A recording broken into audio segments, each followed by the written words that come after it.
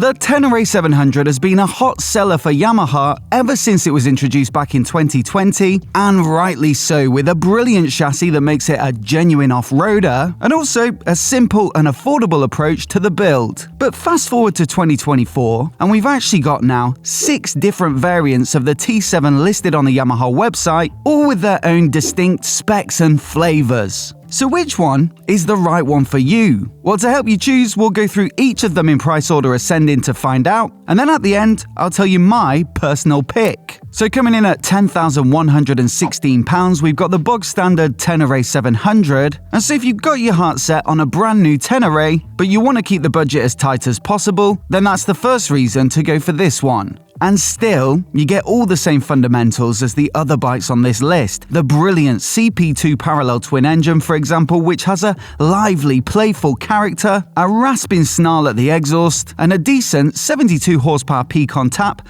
that's realistically enough for a bike of this nature. The chassis, it has to be said, is another highlight with excellent handling off-road and plenty of height and clearance to make it over obstacles. On top of that, you still get a portrait TFT display on this entry point model to manage 3 ABS modes and some phone connectivity features. So a good all-rounder, and also a great starting point if you want to add your own accessories and parts from third parties, rather than taking one of these packaged up models, which all use Yamaha's own parts. Now next up, for another 690 quid, we've got the Explorer Edition, which is new for 2024, and it's a bike that we've just finished up with for review. The idea with this one is to spec it up with a little more of a road and touring bias, with a larger windscreen, luggage racks as standard, and the quickshifter accessory bundled in too. Now look, it doesn't instantly transform it into a mile-munching touring weapon, but if you're looking to do plenty of road miles, then it's certainly the best of the Tenere lineup. The other thing to consider though is the seat height, with 20mm taken out of the fork in terms of travel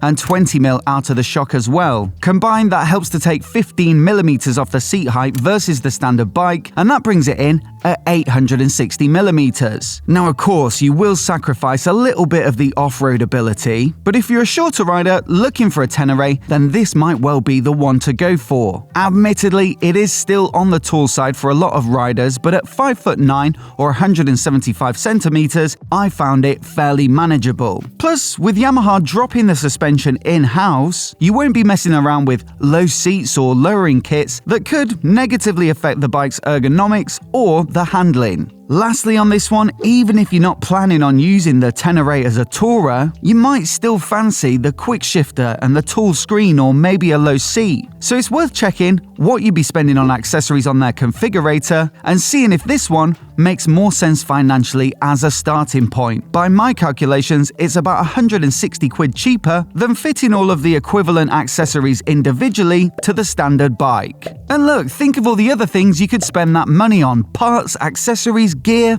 perhaps even a comms headset to chat to your mates or listen to music or make phone calls when you're out on a ride. And if that sounds good to you, then we thoroughly recommend none other than our very own channel sponsors, Karoos. We use their top-of-the-line Packtalk Edge, which is absolutely rammed full of features like voice commands and a built-in radio, but most importantly to me, it does the fundamentals of a comms unit extremely well. Their DMC system is far superior to regular old Bluetooth, with up to 15 riders in a group and a mile between each. And with a mesh system like this, the more riders that join, the stronger the network gets. And also, if a rider drops off for a moment, they seamlessly and automatically heal back into the group, so there's no need to mess about with manually repairing. Then there's the awesome sound quality courtesy of their JBL design speakers and perfect noise gating on the mic, so you never get distracted with wind noise from other users. Genuinely, in our experience, these are the best in the business, so we wholeheartedly recommend them. And if you check out the link down in the description,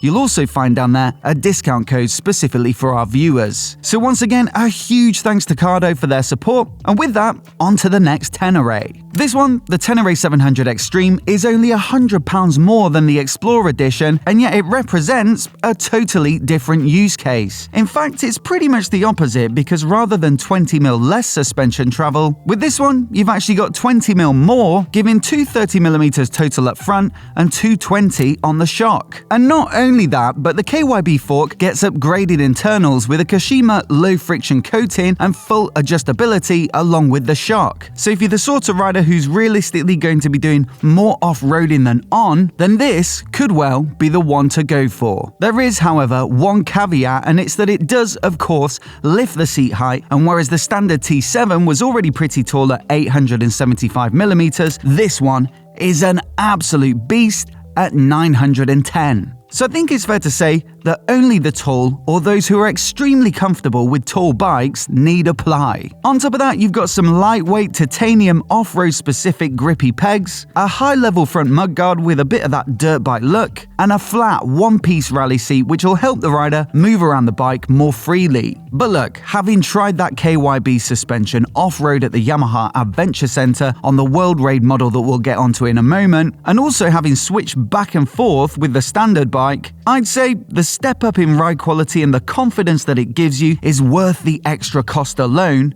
providing you can get on with that seat height. Now next up, we've got the Rally Edition, and this is starting to get a bit serious on price at £11,416. So it's quite a big step up versus the Extreme Edition, but you do get quite a lot in terms of accessories fitted as standard. There's the rally seat again, a chunky aluminium skid plate, a matching radiator guard and chain guard, rubber knee pads for extra grip, and an Akropovich silencer, which should give it a bit of extra depth at the exhaust. Thing is though, I can't help but feel that this one is a little more aesthetically focused with the heritage-inspired speed block livery, and so while it absolutely looks the business, perhaps if you're genuinely looking for a boost in off-road performance, the Extreme is a better bet because of that far superior suspension. Still, the Rally is a fantastic looking bike, and so if you're happy with the regular fork and shock and you like the way this looks, then why not? And plus, it isn't quite so tall as the Extreme at just 895mm.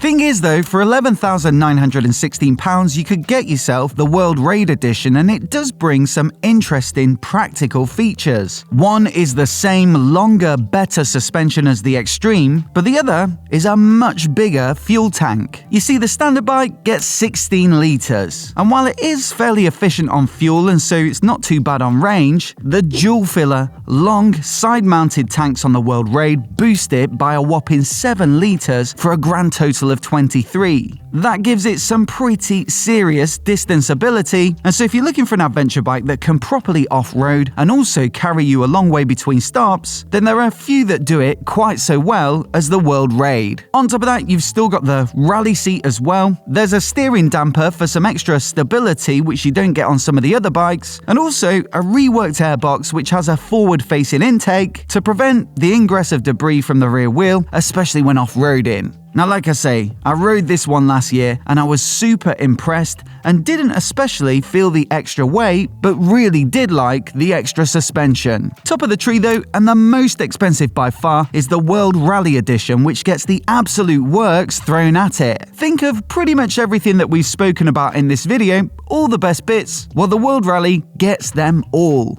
The big tank? Check. The Akropovich silencer? Check. The fancy paint job? Check.